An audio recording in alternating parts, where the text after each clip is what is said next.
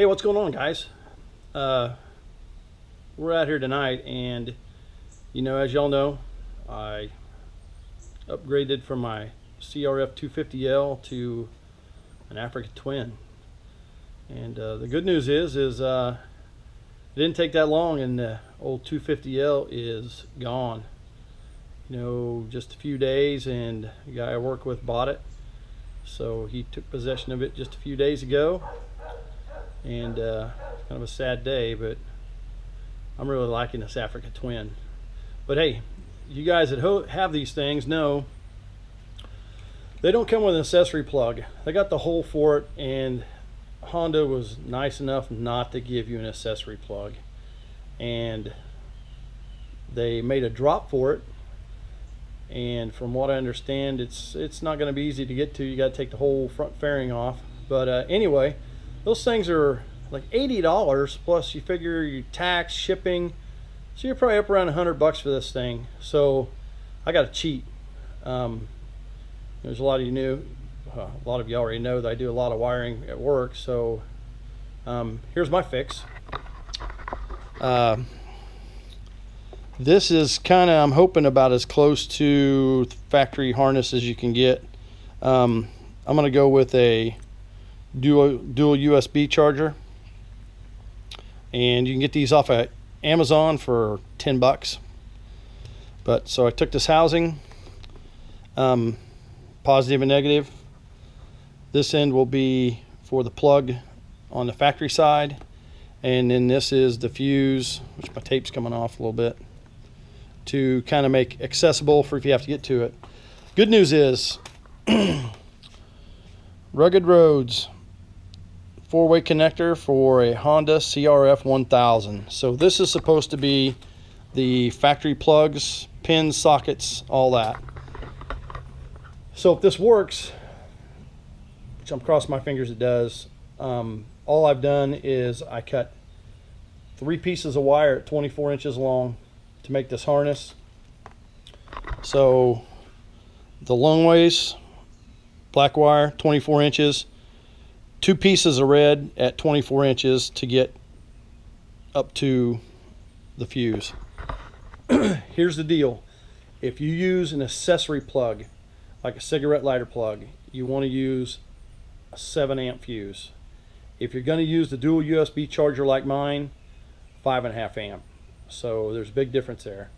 So anyway, I'm not going to bore you with ripping the front of this bike apart, but what I'm going to do is once I get into it, I'll kind of show you how I'm going to route this thing and if I got to tweak it any at all. So just sit back and I'll do all the hard work for you. Okay guys, we're back. I've got all the front end of this thing tore apart, and that's a treat. But I'm going to show you what you're looking for, and I'm going to show you how I'm going to give you the easy route of what wires to tap into, but I'm going to show you how I found them. All right, so this is the front of the bike. This is your plug that goes to your speedometer. All right, so way back up in here, this is your plug you're looking for. You got this black plug that sits right up in here, and this one sits underneath. Okay, this is a 4-wire connector, and there is a red with a yellow tracer and a green, looks like a solid green, and then a blue with a black tracer and a solid blue. So as I've talked to you before about a power probe, this is where a power probe comes in handy. So what I did, I connected the power probe to the battery of the bike, and what this thing does is it'll tell you which is ground and which is power.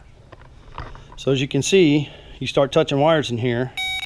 See, that's a ground, nothing, ground, and ground. Okay, now turn the ignition on, and now still got a ground, nothing, there's a ground, power, 12.5, ground.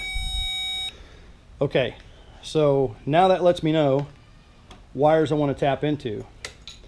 So what I did is I just went to keep it in sequence, because this is a 4-pin housing, so you have sockets 1, 2, 3, and 4. Normally you want to go across one another, so The red was the one, you know, my hot, like you would know, and right across from it was a green, so that's what I'm gonna use for ground. So here's the plug I got in my kit, and whatever you do when you pull the old plug out, it's kind of hard to see, but those black sealing plugs, pull them out, put them in those extra holes, so then you're not getting road grime stuck up in there. But as you can see, let's plug this thing in real quick.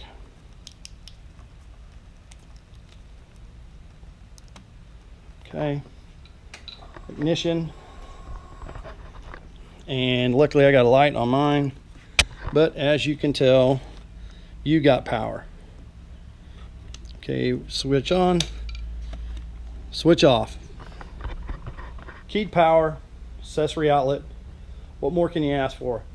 I did this install for, I don't know, 20 bucks, $25. Did it myself, saved a lot of money.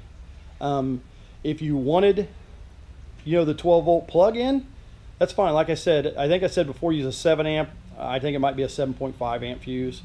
The thing about it is now is it's easier to change that plug out down the road if I want. If I want to go to a 12-volt accessory plug, I can do that and just up the fuse. But really, most everything's USB port, so now I got a dual charger on there, and it's going to work fine. So you guys got any questions, leave it in the old comment bar. And as always, if you like the channel, give it the big thumbs up and subscribe. You guys have a blessed day. Okay. I forgot to show you guys where I ran the fuse wire. I apologize. So here it is. If you can see down in there, the shiny cable coming across, and right by that big old nut is where the fuse holder stays. So I'll zip tie it down to that. Doesn't interfere with anything. It's about perfect. You can actually barely see the end of that plug over there.